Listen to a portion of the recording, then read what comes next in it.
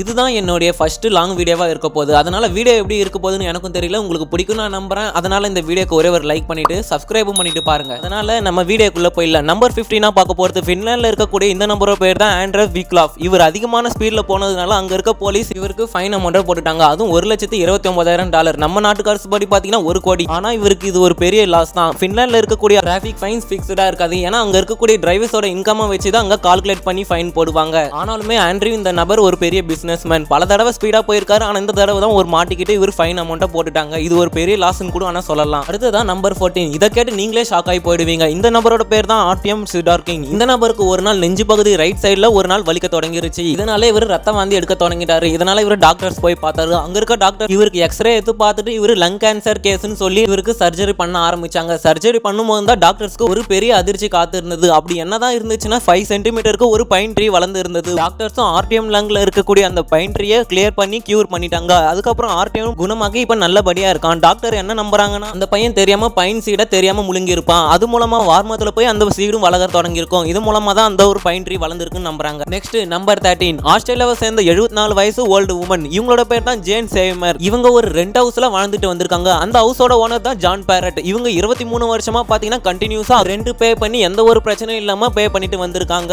ஒரு நாள் பாத்தீங்கன்னா ஜான் பேரட்ன்ற அந்த ஹவுஸ் ஓனர் இறந்து போயிருக்காரு. ஆனா அந்த ஹவுஸ் ஓனர் இந்த ஒரு லேடிக்கு ஒரு பெரிய கிஃப்டா தந்துட்டு போயிருக்காங்க. ஒட்டுமொத்த ஹவுஸையும் பாத்தீங்கன்னா இந்த லேடிக்கு எழுதி வச்சுட்டு போயிட்டாரு. எனக்கு தெரிஞ்ச வரைக்கும் இது நம்ம முள்ள தான். ஆனா நம்பிதான் ஆகணும், வேற வழியும் இல்ல. அடுத்ததான் நம்பர் 12. இவர் பிரேசிலை சேர்ந்த ஒரு பில்லியனர். இவர் ஒரு ஸ்டேஞ்சான அனௌன்ஸ்மெண்ட் கொடுக்குறாரு. அப்படி என்ன அனௌன்ஸ்மெண்ட்னா, நான் இறந்து போகும்போது அந்த காரோட சேர்த்து புதைச்சிடணும்னு சொல்றாரு. மத்தவங்க எல்லாருமே என்ன சொல்ல தொடங்கிட்டாங்கன்னா, இவர் இறந்த பிறக்கும் அந்த கார் யூஸ் பண்ணலாம்னு சொல்ல தொடங்கிட்டாங்க. இதுல இந்த பில்லியனர் கண்டுக்காம அவருடைய கார்டன்ல ஒரு பள்ளத்தம் தோண்டினாரு. எதுக்காகனா அந்த காரை புதைக்கலாம். இதுக்காக எல்லா மீடியாவும் வர வச்சு அந்த காரை புதைக்க ஆரம்பிச்சாரு. இதை பார்த்த மக்கள் எல்லாருமே ரொம்பவே கோவப்பட தொடங்கிட்டாங்க. அதுக்கப்புறம் தான் அந்த பில்லியனர் ஒரு வார்த்தை சொன்னாரு, எந்த ஒரு நோக்கத்துக்காகவும் இந்த நான் காரை புதைச்சு அழிக்கல, உங்க எல்லாத்துக்கும் ஒரு சோசியல் மெசேஜ் சொல்றேன்னு சொல்லி தான் இந்த மாதிரி பண்ணாரு. அப்படி என்னதான் சொன்னார்னா, நீங்க எல்லாரும் இறக்கும் போது உங்களோட அப்படியே தான் புதைக்கிறீங்க, அதுக்கு பதிலாக உங்களோட ஆர்கன்ஸை மற்றவங்களுக்கு கொடுத்து நீங்க வாழ வைக்கலாம், அதனால தான் நான் இப்படி பண்ணேன்னு சொன்னாரு. அடுத்ததான் நம்பர் 11. நம்ம சொந்த கண்ட்ரியிலே நம்ம இருக்கிறதுக்கு இடம் இல்லை, ஆனா அதிகமான டெக்னாலஜி உடைய இந்த ஜப்பான் கண்ட்ரியில பாத்தீங்கன்னா ஒரு அனௌன்ஸ்மெண்ட் கொடுக்குறாங்க. அது என்ன அனௌன்ஸ்மெண்ட்னா, 10 மில்லியன் ஹவுசஸ் பாத்தீங்கன்னா காலியா இருக்குன்னு ஒரு அனௌன்ஸ்மெண்ட் கொடுக்குறாங்க. இதை பார்த்த கவர்மெண்ட்டும் இந்த வீட்டை வாங்குறவங்களுக்கு 1% இன்ட்ரெஸ்ட் போட்டு தரேன்னு சொல்லியிருக்காங்க. ஆனா ஜாப்பனீஸ் மக்கள் யாருமே இந்த ஒரு வீடுகளை வாங்கவே இல்லை. எதனால அதை நான் சொல்றேன். ஜாப்பனீஸோட மக்கள் பாப்புலேஷன் கம்மியா தான் இருக்குது. இவங்க இருக்கிற ஏரியாவும் பெருசா தான் இருக்குது. அங்க இருக்கக்கூடிய யூத்தும் பாத்தீங்கன்னா பெரிய சிட்டிக்கு ஷிஃப்ட் ஆயிடுறாங்க. இதனால ரூரல் ஏரியாவை யாருமே வாங்கறது இல்ல. அடுத்ததான் நம்பர் 10. நம்ம எல்லாருமே நம்ம ஃப்ரெண்ட்ஷிப் மூவியை நம்ம எல்லாருமே பார்த்திருப்போம். உங்களுக்கும் ஃப்ரெண்ட்ஷிப் எல்லாருமே குரூப்ல இருப்பாங்க. ஆனா யூகேல உண்மையான ஒரு ஃப்ரெண்ட்ஷிப் இருக்காங்க. அது 56 வருஷமா பாத்தீங்கன்னா கரெக்டா வாரத்துல வரக்கூடிய எல்லா வேலைக்குமே இவங்க பப்ல வந்து மீட் பண்ணுவாங்க. அது ஒரு நாள் தவறாம மீட் பண்ணுவாங்க. நீங்க கோவிட் டைம்ல எப்படி மீட் பண்ணிருப்பாங்க நீங்க கேட்பீங்க. அதுக்கு பதிலா தான் பாத்தீங்கன்னா ஜூம் ஆப்ல கரெக்டா வேலைக்கமான அதுலயும் மீட் பண்ணுவாங்க.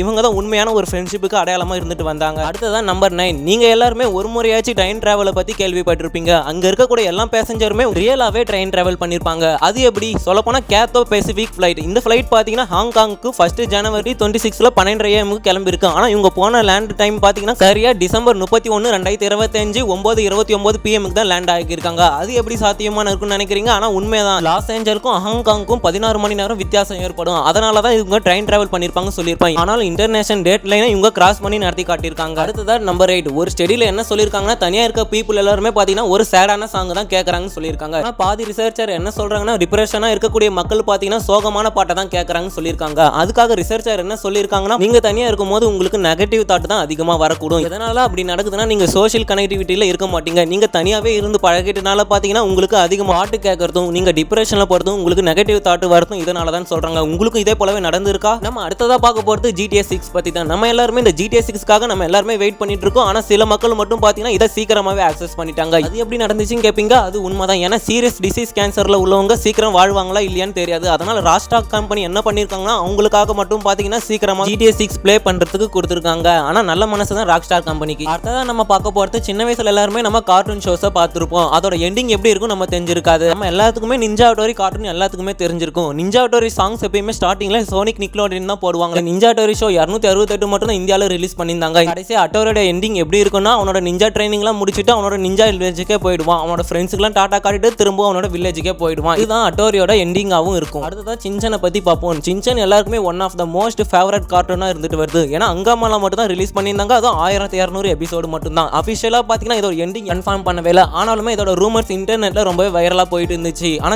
சின்சானோட லாஸ்ட் எபிசோடு எப்படி இருக்கும்னா அவனோட தங்கச்சியான ஹீமாவரே கார் ஆக்சிடென்ட்ல இருந்து காப்பாத்திருப்பான். இதுதான் சின்சானோட கடைசி எபிசோடா இருந்துச்சு. அப்படியே இந்த வீடியோட நானும் முடிச்சுக்கிறேன். உங்களை அடுத்த வீடியோல சந்திக்கிறேன். அது கூடவே என்னோட ஃபர்ஸ்ட் வீடியோல எதனா குறை இருந்துச்சுன்னா மறக்காம கமெண்ட்ல சொல்லிட்டு போங்க.